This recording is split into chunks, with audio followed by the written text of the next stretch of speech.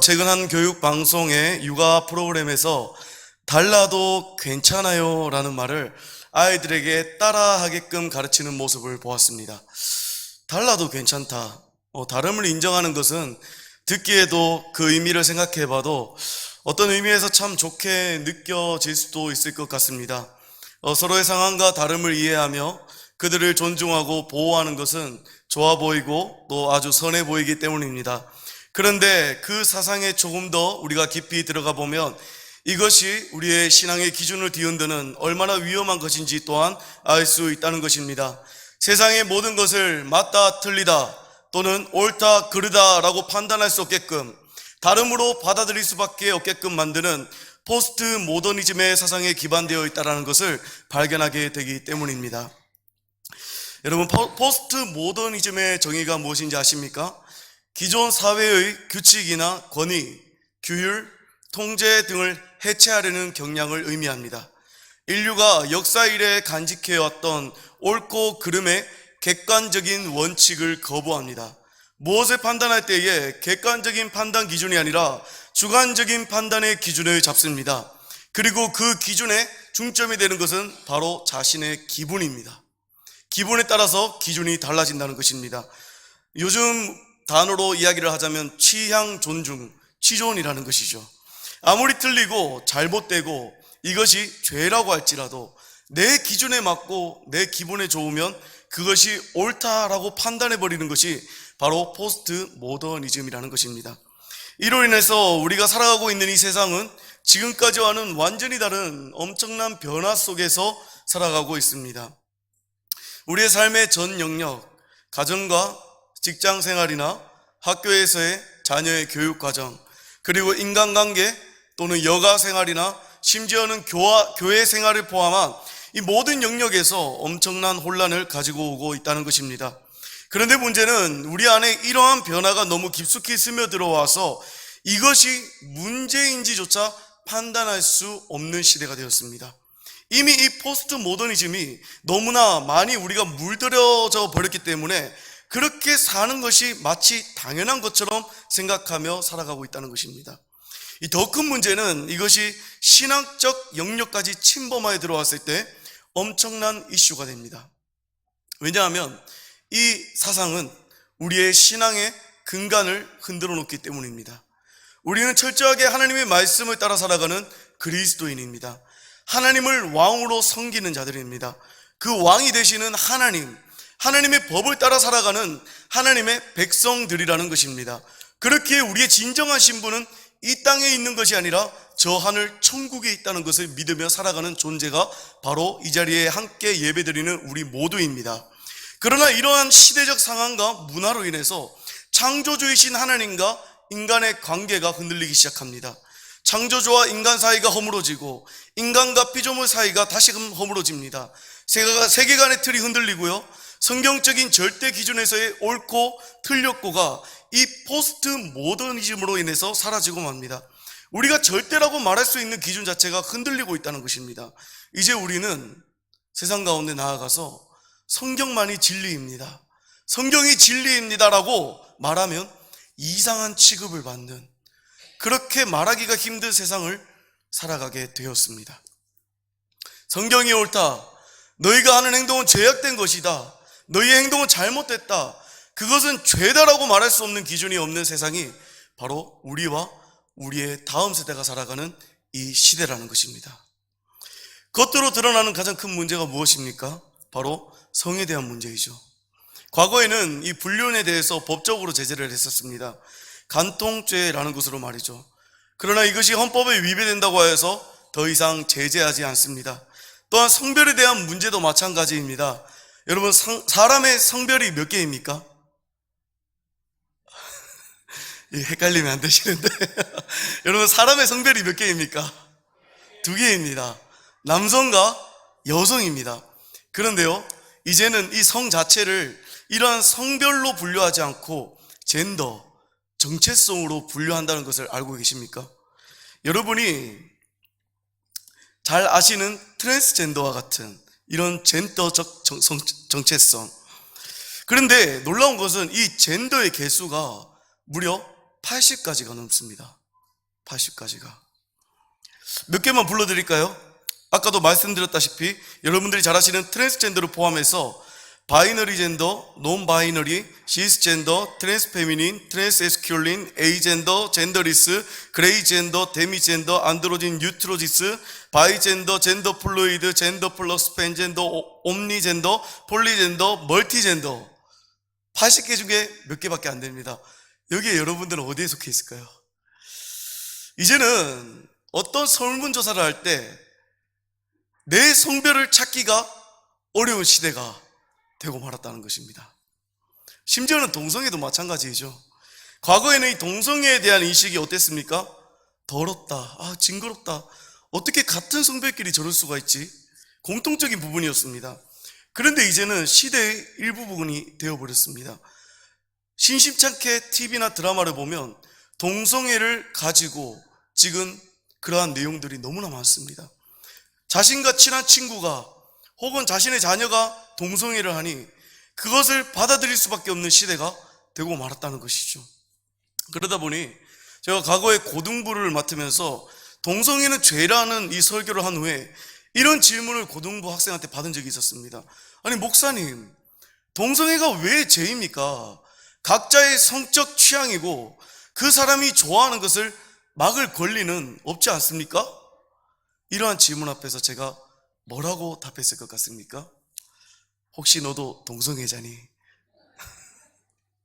물론 그 친구는 아니라고 대답했습니다. 그리고 아니라고 대답한 그 친구에게 저는 이렇게 얘기했습니다. 아니라면 너 꼭 기억해야 된다.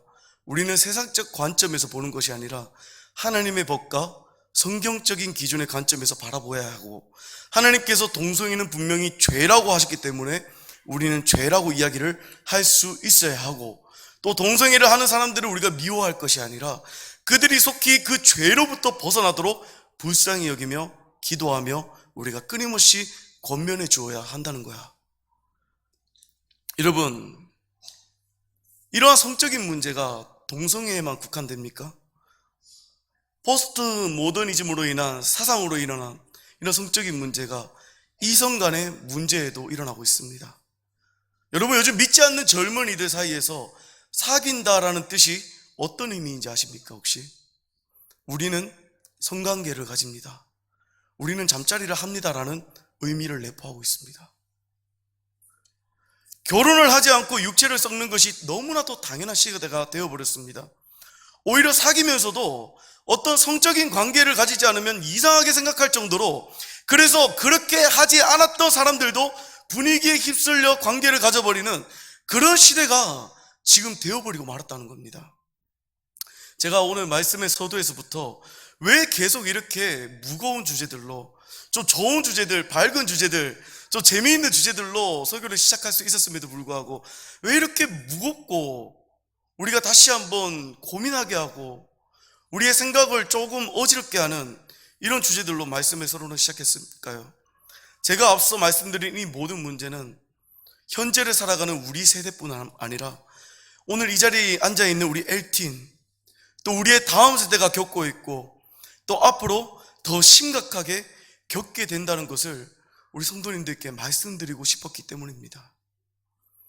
법과 규칙과 기준이 사라진 시대 속에서 우리의 다음 세대가 신앙 안에서 마땅히 행할 길을 간다는 것은 너무나도 어렵습니다. 우리 아이들이 마땅히 행할 길을 가지 않고 행하지 말아야 할 길을 걸어가는 것을 막기 위해서는 우리의 믿음의 전 세대가 철저하게 신앙적 기준에서 가르쳐야만 합니다. 만약 아이의 감정과 아이의 상황을 배려한답시고 그 아이가 잘못된 길을 걸어가는데도 바르게 가르치지 않는다면 그 아이는 결국 세상에 빠져들 수밖에 없다는 것이죠. 오늘 솔로몬 왕이 잠언을 통하여서 우리에게 기록한 것처럼 우리가 오늘 아이들에게 가르쳐야 할 마땅히 행할 길이 어떤 길인지를 이 시간 잠시 살펴보면서 다시 한번 주님 앞에서 우리 아이들을 생각하고 또 결단하는 시간이 될 수 있기를 주님의 이름으로 간절히 바랍니다. 가장 먼저 우리가 가르쳐야 할 마땅히 행할 길은 신앙의 길입니다. 신앙의 길. 그리고 저는 이러한 신앙의 길의 기본이 하나님을 우선시하는 것이라고 이야기를 하고 싶습니다. 저랑 한번 따라해 보시겠습니까? 신앙의 길은 하나님을 우선시하는 것이다. 성경에서 하나님께서 가장 미워하시는 죄악들을 이야기하라고 하면 여러 가지들이 있습니다. 그 중에 제일 하나님께서 미워하시는 죄악은 바로 우상숭배입니다. 우상숭배란 무엇입니까? 하나님 이외에 다른 것을 섬기는 것입니다. 다시 말해서 하나님보다 다른 신을 우선시하는 행위가 바로 우상숭배라는 것입니다. 신명기 5장 7절 말씀에서는 나 외에 다른 신들을 내게 두지 말지니라 라고 하나님께서 이스라엘 백성들에게 말씀하고 명령하고 계십니다. 그리고 이것은 십계명 중에 제1계명이기도 합니다. 그리고 이 명령을 주신 시기가 백성들이 가나안을 정복하기 전이었습니다. 분명한 것은 이러한 말씀을 이미 이전에도 백성들에게 계속해서 반복하여서 주셨다는 것입니다. 너는 나 외에 다른 신을 섬기지 마라. 너는 내가 해준 모든 것들을 기억하며 나만을 섬겨라. 나만을 기억해라. 나만을 예배해라. 이토록 계속해서 반복하셨던 이유는 하나님께서 이스라엘 백성들이 진정으로 중요하게 여겨야 할 것이 무엇인지를 깨닫기를 원하셨기 때문입니다. 전쟁에서 승리하는 것도 중요합니다. 하나님께서 허락하신 약속의 땅을 차지하는 것도 중요합니다. 그러나 진정으로 중요한 것은 이것이다 라는 것을 하나님께서 자신의 백성들에게 이야기하기 위해서 가나안 정복 전 모세를 통하여 장황하게 이러한 역사적인 부분부터의 모든 여정을 이야기하게 하시고 하나님 자신에 대해서 알게 하셨다는 것입니다.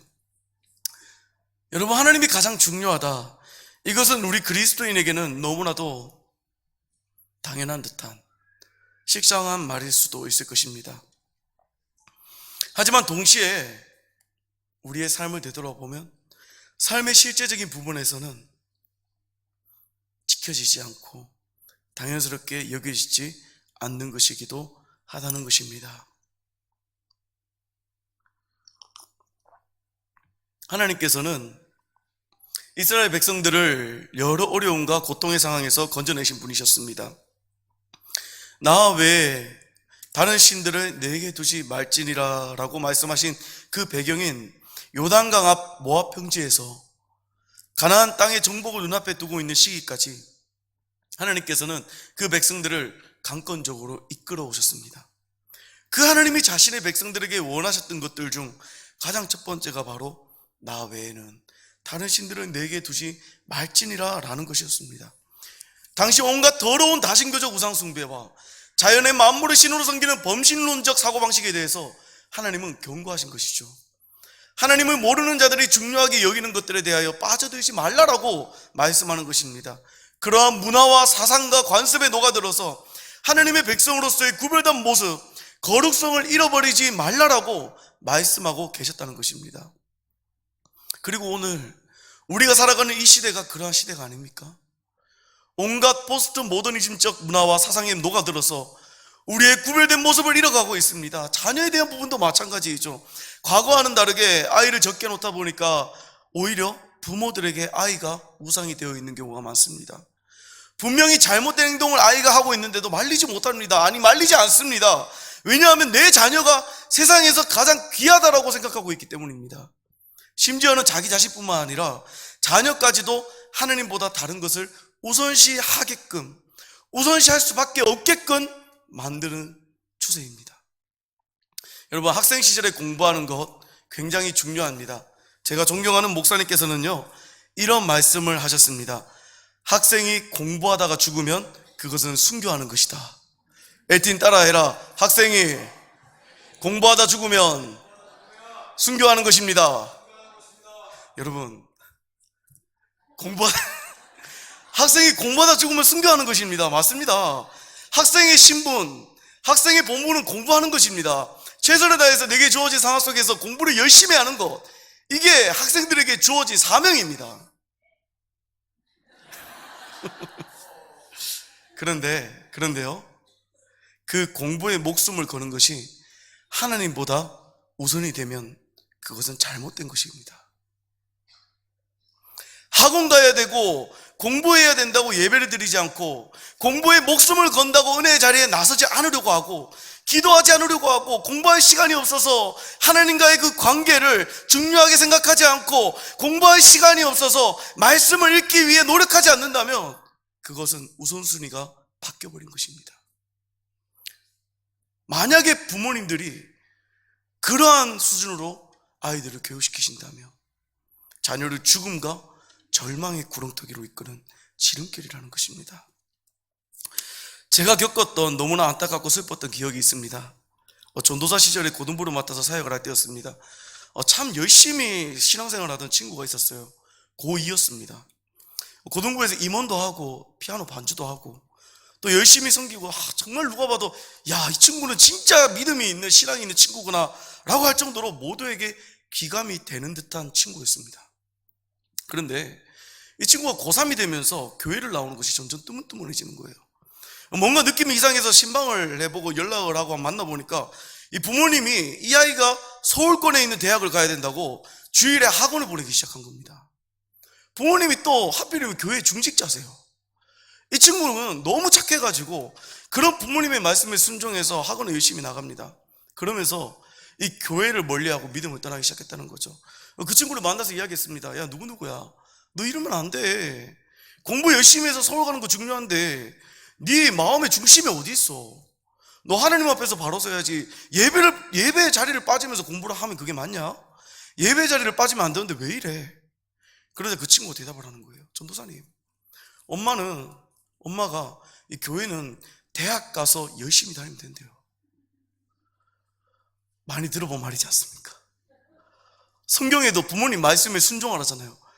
또 성경 말씀을 인용합니다. 지금은 예배를 빠지고 학원에 다녀도 저 하나님 안 떠날게요. 근데 여전히 걱정이 되는 거예요. 그래서 부모님을 뵀습니다. 그 친구의 부모님을 만났는데요, 똑같이 이야기하십니다. 지금은 너무 중요한 시기라서요, 전도사님 시간이 될 때 예배 보내겠습니다. 너무 걱정하지 마세요, 전도사님. 그 친구는 실제로 서울권 대학에 진학했습니다. 진학했는데요, 여러분, 정확히 1년 반이 지난 뒤에 그 어머니가 저를 찾아오셨어요. 그러면서 우시면서 이렇게 이야기하시는 거예요. 전도사님, 제 딸아이가 대학 가서 교회를 안 다닙니다. 여러분, 우스운 얘기지만 너무나 안타까운 얘기 아닙니까? 아무리 교회를 가라고 해도 말을 안 듣습니다. 전도사님, 어떻게 해야 돼요? 어떻게 해야 됩니까? 막 울면서 저한테 얘기를 하시는 거예요. 여러분, 제가 여기에 어떻게 답을 해야 됐을까요? 아니, 집사님, 그러니까 제가 그때 이야기하지 않았습니까? 아니, 예배 보내야 된다고요. 학원 보내면 안 된다고요. 신앙이 우선이라고요. 제가 화를 내야 했을까요? 같이 울었습니다. 그냥 다른 말을 해줄 수가 없어서 같이 울었습니다. 그리고 사과드렸습니다. 집사님, 제가 더 기도하지 못해서 죄송합니다. 더 강하게 아이를 신학적으로 제가 잡아주지 못해서 죄송합니다. 제가 죄송합니다. 여러분, 지금도 그 친구가 교회를 다니는지 안 다니는지 저는 알 수가 없어요. 연락을 취했지만 받지 않습니다. 그 뒤로 사역지를 옮기면서 연락이 뜸해지고 더 이상 그 친구와 연락이 닿지 않습니다. 그러나 저는 그 이후로요, 제 안에서 어떤 신학적 확신, 확고한 신념을 가지게 된 게 있는데, 제 앞에서 학원 다닌다고 교회를 빠진다? 공부한다고 예배를 등한시한다? 저는 절대 용납을 할 수가 없더라고요. 이미 그렇게 해서 신앙을 떠난 친구를 봤기 때문에. 여러분, 학원에서 예배를 빠지고 오라고 합니까? 공부해야 된다고 예배를 빠지라고 합니까? 그러면 저는 죄송하지만 그 학원을 끊어야 된다라고 말씀을 드리고 싶습니다. 예배를 안 빠지고 다닐 수 있는 학원을 찾아야 한다라고 말씀을 드리고 싶습니다. 공부 잘하는 것이 중요한 시대가 아닙니다. 지금은 이 마지막 세대에 하나님을 가장 우선시하고 하나님 앞에 바로 서는 것이 중요한 시대가 되어버렸다는 것입니다. 여러분, 다음 세대 아이들이 하나님보다, 예배보다, 신앙생활을 하는 것보다 우선시하는 것이 생기기 시작하면요, 이미 늦어버립니다. 지금 이미 시대가 너무 악합니다. 자녀가 하나님을 우선시하게 하기 위해서도 부모가 몸부림쳐도 겨우 우리 자녀가 신앙을 지킬 수 있을까 없을까 하는 그런 시대를 우리가 살고 있는데, 그런데 자녀에게 하나님보다 하나님을 예배하고 하나님을 섬기는 것보다 더 우선시하는 것을 지시하고 가르친다며, 그래서 자녀가 다른 것을 우선시하기 시작한다면 그때부터는 여러분 부모 눈에 피눈물 흘리면서 가슴을 찢으면서 하나님께 부르짖어야 한다는 그러한 사실입니다. 잠언 22장 15절 말씀에서는 우리에게 이렇게 말씀합니다. 아이의 마음에는 미련한 것이 얽혔으나 징계하는 채찍이 이를 멀리 쫓아내리라. 여러분, 자녀들을 매로 학대하라는 것이 아닙니다. 무조건 강하게 키우고 매를 대라는 것이 아닙니다. 에베소서 6장 4절 말씀에서는 또 아비들아 너희 자녀를 노엽게 하지 말고 오직 주의 교훈과 훈계로 양육하라 라고 말씀하고 계십니다. 아이들의 상냥과 그 아이들의 성품을 파악하고 그에 맞춰서 하나님의 사랑으로 양육하는 것이 우리 부모의 세대에게 너무나 중요합니다. 그러나 만약 이 자녀가 세상의 문화에 물들어서 하나님을 떠나려고 하거나 신앙을 저버리려고 한다면 이 아이를 여러 방면에서 강하게 혼을 내서라도 절대로 하나님을 떠나지 못하게 해야 한다는 것입니다. 그것이 주의 교훈과 주의 훈계로 바르게 양육해야 할 우리의 책임이라는 것입니다. 우리 자녀들의 부모님 세대와 또 그 윗세대 할아버지 할머니 세대의 모든 손도님들, 손주라고 해서 마음을 놓으시면 안 됩니다. 내 손주의 신앙세대까지도 정말로 이 손주까지도 신앙을 지킬 수 있도록 계속해서 몸부림쳐야 합니다. 내가 살아있는 동안은 나의 자손들이 신앙을 올바르게 지키게 하기 위해서 몸부림쳐야만 합니다. 오늘 우리 부모님 세대와 그 윗세대에 이르기까지 이 LT 주간 예배를 빌어서 이렇게 강단에서 말씀을 통해 여러분들에게 간절히 부탁을 드립니다. 우리의 다음 세대 아이들이 세상의 다른 무엇보다 하나님을 가장 우선시하는 신앙의 길을 가르쳐 주실 수 있기를 주님의 이름으로 간절히 바랍니다. 여러분, 마지막으로 우리가 가르쳐야 할, 마땅히 해야 할 길은 육신의 길입니다. 그런데 육신의 길 중에서도요, 바른 가치관을 확립하는 도덕적이면서도 윤리적인 길을 우리가 가르쳐야 합니다. 오늘 솔로몬이 이 말을 한 이유가 있습니다. 오늘날도 그렇지만 당시 고대 이스라엘에서 자녀를 교육하는 일은 매우 중요한 부모의 책임이었습니다. 부모는 자녀에게 율법과 명령을 가르칩니다. 이를 통해서 눈에 보이는 부모님을 섬기고 경외하게 하며 더 나아가서 눈에 보이지 않는 하나님을 경외하며 살아가도록 지도했다는 것입니다. 바른 가치관을 확립시켰습니다. 단순한 지식 전달이 아니었습니다. 이 땅에서 육신을 가지고 살아가는 삶 속에서 마주할 여러 선택의 기로 가운데 올바른 결정을 내리고 하나님의 뜻에 따르며 올바르게 살아가도록 하는 도덕적이고 윤리적인 길을 가르쳤다는 것입니다. 이토록 중요한 것이 도덕적이고 윤리적인 길인데 이러한 교육은 정말 어린아이 때부터 시작이 되어야 합니다. 왜냐하면 그 내면에 자리 잡은 우리의 죄악된 본성으로 인해서 아무런 교육이 없이 자라는 아이들은 순수한 악 그 자체가 될 확률이 높기 때문입니다. 아기가 자라면서 말을 배울 때 보통 부모님들의 말을 들으며 배우죠. 그런데 가장 쉽게 배우는 단어가 무엇인지 아십니까? 물론 아빠 엄마는 가장 기본적으로 하는 단어입니다. 근데 그 외에 가장 먼저 배우는 단어, 싫어, 안 돼라는 부정적 단어입니다. 여러분, 그리고 우리 자녀들이 유치원이나 초등학교에 가면 가장 먼저 배우게 되는 단어가 무엇인지 아십니까? 가장 먼저 배우는 언어, 바로 욕입니다. 친구들을 통해서. 우리가 욕 가르칩니까? 우리 자녀들에게 욕하라고 가르칩니까? 아닙니다. 심지어는 우리는 자녀들 앞에서 욕을 하는 부모일지라도 욕을 안 하기 위해서 노력합니다. 그런데 어디서 배워왔는지 이 아이들은 유치원만 가면, 어린 나이 유치원만 가면, 학교만 들어가면 욕을 배웁니다. 아이들은 어떤 도덕적이거나 윤리적인 가르침이 없으면 모든 것을 그대로 흡수하는데 그 중에서도 나쁜 것, 악한 것, 부정적인 것을 제일 빨리 흡수해서 자신의 것으로 습득을 합니다. 더 중요한 것은요, 이 아이들이 자라면서 이러한 나쁜 것들에 대해서 부모에게 교육받지 못하고 고치지 못하고 그것에 대해서 시정하지 못하면 어른이 되어서 더 심한 행동들을 거리낌 없이 할 수밖에 없다는 것입니다. 우리의 속담 중에 바늘 도둑이 소도둑 된다라는 속담이 있죠. 자그마한 나쁜 일도 자꾸 해서 버릇이 되면 나중에는 큰 죄를 저지르게 된다는 뜻의 속담입니다. 작은 것에서부터 신앙의 기준으로 우리가 도덕적이고 윤리적인 바른 가치관 안에서의 교육을 시키지 않으면 그 자녀의 인격과 인품이 바르게 서지 못한다는 것을 이야기하고 있다는 것입니다. 지금 우리가 살아가는 이 시대는 도덕적 관념이 너무나 많이 무너진 것 같습니다.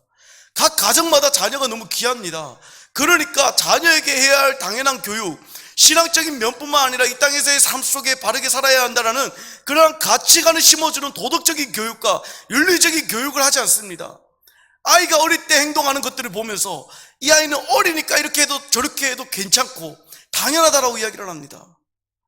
아이가 조금이라도 잘하면 우리 아이 기죽이니까 혼내지 마세요라고 이야기합니다. 기죽이니까. 그리고 그 아이가 그렇게 자라나잖아요. 그러면 정말 자기밖에 모르는, 자기가 세상의 중심인 것처럼 살아가는 그런 아이가 된다는 겁니다. 한 번씩 TV 프로그램을 보면 유명한 정신과 교수가 나와서 문제가 있는 아이들을 코칭해주는 코너가 있죠, 그죠? 보면 와, 정말 저런 아이가 있구나. 아니 어떻게 저렇게까지 행동을 하지? 저 아이가 내 아이가 아니라서 정말 다행이다, 이런 생각이 들 때가 있습니다. 그런데 그 프로그램을 유심히 보잖아요. 그러면 대부분의 원인이 자녀에게 있는 것이 아니라 부모에게 있는 것을 발견하게 됩니다. 자녀에게 문제가 있을 수밖에 없는 환경을 부모가 조성하든지, 혹은 자녀가 하지 말아야 할 행동을 취할 때 교육을 하지 않았든지, 또는 자신들도 그런 교육을 받지 못했기에 자녀를 가르치지 않아서 자녀가 어긋났든지, 부모의 문제였다는 거죠. 이런 문제들이 많았다는 것입니다. 저는 이런 프로그램들을 보면서 이런 문제들이 TV에 나오지 않은 더 많은 아이들에게 있겠다라고 생각을 했습니다. 그리고 이 문제가요, 우리 그리스도인들과 다음 세대, 우리의 다음 세대, 우리가 정말로 위해서 기도하고 이 영혼들을 위해 기도하는 다음 세대 아이들에게도 정말 심각하게 다가올 수 있겠구나 라고 느껴졌다는 것입니다. 이전에도 말씀드렸지만 우리 그리스도인은 무엇을 기준으로 삼고 살아가는 사람들입니까? 하느님의 법, 하나님의 말씀을 기준으로 삼고 살아가는 자들입니다. 누구를 왕으로 섬기는 자들입니까? 하나님을 왕으로 섬기며 살아가는 하나님의 백성들입니다. 그와 동시에 우리는 하나님에 대해서 어떻게 부릅니까? 하나님 아버지라고 고백하지 않습니까? 그 아버지의 말씀에 절대적으로 순종하고 신뢰하는 것이 우리 신앙의 근본이 됩니다. 그리고 이러한 하나님 아버지와 우리와의 관계는 이 땅에서 부모와 자녀와의 관계 속에서 나타나야 합니다. 부모님은 하나님과 같이 무조건적인 사랑으로 자녀를 품어줍니다. 또한 부모의 삶으로 모범을 보여야 합니다. 신앙적인 측면에서뿐만 아니라 도덕적, 윤리적인 측면에서도 마찬가지입니다. 자녀가 육신을 입고 살아가는 이 땅 가운데 바른 가치관을 가질 수 있도록 우리가 먼저 본을 보이고 알려주어야 한다는 것입니다. 그럼에도 잘못된 행동을 보이는 자녀에게 대해서는 그가 올바른 길로 가게 하기 위하여 때때로는 징계를 내리기도 합니다. 그리고 이런 부모님에 대하여 자녀는 어떻게 해야 할까요? 온전히 순종하며 온전히 순복하는 마음으로 부모의 말씀을 따라야 한다는 것입니다. 부모님의 말씀에 순종하는 것, 이것이 기본적으로 가정에서 이루어지는 가장 바른 가치관 안에서의 도덕적이고 윤리적인 길이며 성경적인 모습입니다. 그래서 저도 그렇게 살기 위해 몸부림치고 있습니다. 저희 둘째 아들 정말 말 안 듣습니다. 저희 아내는 둘째 아들 때문에 정말 힘들어합니다. 첫째는 이야기를 하면 네 아버지, 네 엄마 하고 이야기를 듣는데, 둘째는 왜요? 가 먼저 나옵니다. 이거를 고치기 위해서 정말 몸부림치고 있는데 저도 잘 안 됩니다. 그러나 잘 안 되더라도 우리가 부모의 세대로서 아이들에게 더 나은 모범을 보이기 위해서, 신앙적 교육을 위해서 몸부림쳐야 한다는 것입니다. 그리고 이것이 자연스럽게 가정 안에서 이루어질 때, 가정을 벗어난 학교나 또한 여러 삶의 환경들 속에서도 이 아이들에게 가정과 동일한 모습이 나타나게 됩니다. 더 나아가서 이 자녀가 장성하여 늙을 때까지 이 부모님을 통하여 가르침을 받아 배운 모습이 유지가 된다는 것입니다. 사랑하는 성도 여러분, 자녀에 대한 교육이 이루어지는 곳은 교회와 학교만이 아닙니다. 자녀의 교육, 특별히 신앙교육이 가장 우선되어야 할 곳은 바로 여러분들의 자녀가 있는 가정입니다. 가정에서 부모님께 제대로 신앙을 배운 아이들은 절대로 하나님 떠나지 않습니다.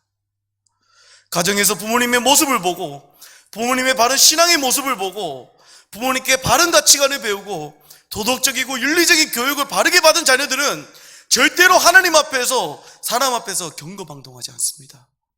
함부로 죄를 짓지 않습니다. 하나님의 말씀을 따라서 매 순간 선택하며 바르게 살아갈 수 있게 된다는 것입니다. 그렇기에 저는 오늘 우리가 다시 한번 하나님 앞에서 결단할 수 있기를 바랍니다. 그리고 우리의 다음 세대들 지금 앉아있지 않습니까? 너무나 중요한 우리의 교회의 다음 세대를 책임져 나갈 우리의 귀한 영혼들입니다. 이 아이들, 인생의 가장 중요한 시기를 보내고 있는 우리 청소년 아이들 앞에서 우리가 다시 한번 결단할 수 있기를 바랍니다. 포스트 모더니즘의 시대, 기준이 사라진 이 악한 시대 속에서 하나님께서 내게 우리 가정에 맡기신 선물이요, 귀한 열매인 자녀가 절대로 하나님을 떠나지 않도록 세상 그 무엇보다 하나님을 우선시하는 신앙의 길을 가르치겠다라고 결단하는 우리 모두가 될 수 있기를 바랍니다. 또한 하나님 앞과 세상 앞에서 올바른 가치관으로 살아갈 수 있도록 이 아이들을 바른 육신의 길, 도덕적 윤리적인 길을 가르치겠다라고 결단할 수 있기를 간절히 바랍니다. 그렇게 함으로써 나를 통하여, 우리를 통하여 우리의 다음 세대가 자기 자신뿐만 아니라 주변의 많은 이들과 우리 교회와 이 나라를 복음으로 일으키는 믿음의 세대가 될 수 있기를 주님의 이름으로 간절히 바랍니다.